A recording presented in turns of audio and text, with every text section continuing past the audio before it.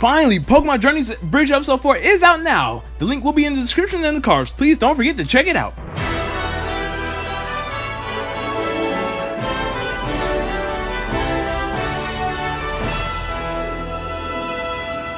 Yo, what's up everyone? TreyMan1 here. Welcome back to another Pokemon Journeys anime review, and oh boy, it was episode 53 something. The big Suicune episode. Actually, can't lie, I was kind of scared, but man, did this episode deliver. One of the best Journeys episodes that we've had in a while, along with the Farfetch episode. I got a lot to say about this episode, so let's go. The episode wastes no time showing off Suicune doing what it does, purifying water. I love how they ended up showing it off so majestically, and they actually ended up setting up what happens later on in the episode. They actually mentioned that Suicune travels the entire world purifying the water in the lakes, which kind of sets up what happens. So I'm like, okay, that's kind of cool that they did that in the very beginning. I'm not sure where Suicune is at. I was hoping it was the Johto region, but it kind of could be Kanto as well. That doesn't really matter though. They do a great job in this episode. Ash and Goh end up looking for Suicune, and right off the bat, they run into these Pokemon hunters that are actually poisoning the lake, causing Suicune to have to stay in this one spot. And now I will admit, the one problem I did have with this episode is how easily Suicune got caught by these hunters, because man, Suicune could have easily dodged all those sludge bombs and the nets, and I'm just like, okay Suicune, what the heck, man. First you get caught easily in the Sailor B movie, and now here, so yeah, that's the only kind of complaint I did have, but at the same time Suicune was a bit tired, so I guess that kind of justifies it. But still, it's a legendary Pokemon. They should have enough energy to take on these hunters. In an average Pokemon episode, this would be the time that Ash and the companions would start fighting these hunters off. But no, Goh just straight up throws a Pokeball and catches Suicune. I was like, what the actual heck? Now, yes, they did spoil this moment in the preview, but it was still such a shocker to see that this actually happened. Normally, Pokemon likes to troll us with previews, but he actually caught Suicune, which, you know, he did catch it to save it from the hunters, so I can kind of get it, but they actually do give him a bit more justification later on. Goh actually ends up running away and leaving Ash to fight off these hunters and accidentally drops Suicune's Pokeball. This is where Suicune comes out and is angry, like literally ice beaming Goh's Pokeball away and running off. I was like, yo, Suicune is not having this being capture junk. But we actually get to see that it ran off to a safe place where the Pokemon that it was actually helping by purifying their water were actually doing a favor as well, trying to protect Suicune from danger. This is where Goh has to show off his trust to these Pokemon that he's not a hunter, and I really love this scene so much. Goh ends up calling out his Raichu and a Alolan Exeggutor, and can I just say, it's so weird seeing a Alolan Exeggutor outside of Alola, but this is actually really smart. He has a Alolan Exeggutor blend in, being a tree to look out for the hunters, while Raichu, who's already good with berries from the Pikachu episode, looks for berries to help Suicune heal up. So I loved how Goh used his Pokemon in this episode. We need more of this in Pokemon Journeys, because this was one of the greatest Goh episodes. He uses his other Pokemon, and you know, he learns a lot in this episode. And even though she doesn't appear in this episode, Chloe ends up helping as well, lending Goh some stuff to help Pokemon that are wounded. I really do love that scene so much, showing that Ash, Goh, and Chloe all played an important role in this Suicune episode. Now, it was interesting to see Suicune slowly gain Goh's trust, because, yeah, Suicune, you could tell, doesn't have a good experience with humans.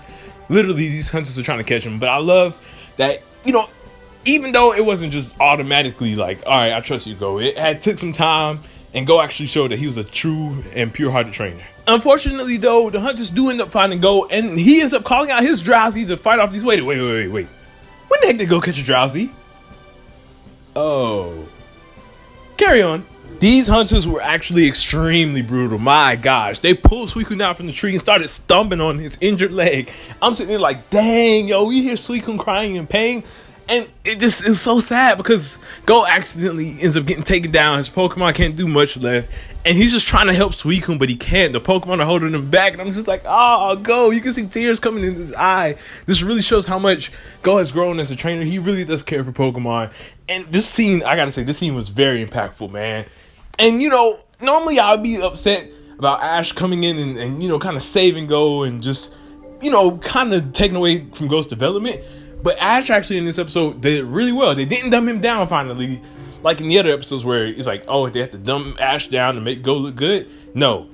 Ash comes in with Pikachu and Lucario, does his thing, and him and Goh together take these hunters down. I love this scene so much. And the moment that really tied it all together was Suicune witnessing Cinderace, who was also poisoned in this battle, still standing up and fighting on. You know, Suicune kind of was defenseless when it got poisoned, but seeing that Cinderace could do it, I guess it gave Suicune the strength to finally fight back as well. And he went in. My gosh, Suicune was powerful.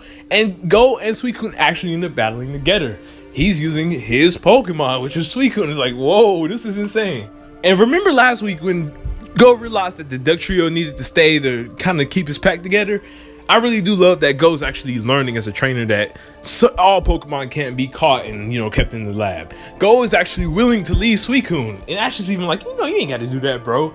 But Suicune actually chooses to stay with Goh, which at the same time, I'm kind of like, really? Like, okay. I'm okay with this actually because the way they handled the ending. At first I was like, Suicune, yo, you got a job to do. You can't just stay in the lab.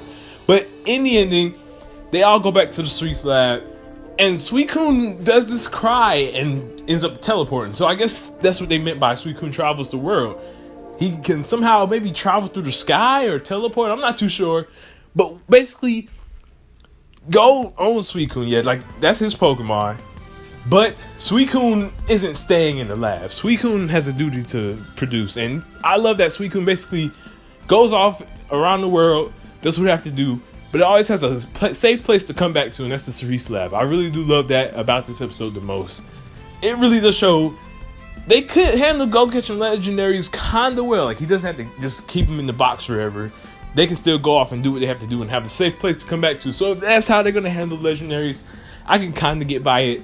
Now, no, I don't want him to catch every legendary. Like, I can't see him catching Lugia, Groudon, Dialga, stuff like that, and going to the Cerise Park.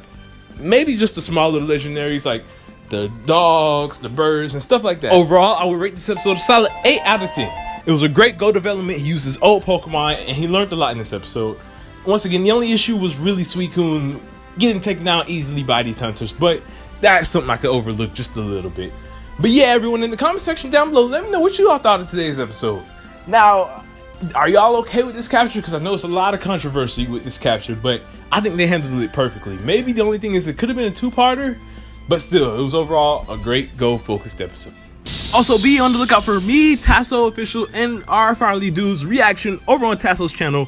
The reaction should be up later today, but if not, then it will be out tomorrow for sure.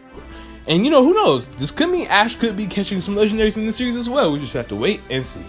Thank you all for watching. I hope y'all enjoyed. Don't forget to leave a like and subscribe. TradeMan1. Peace out.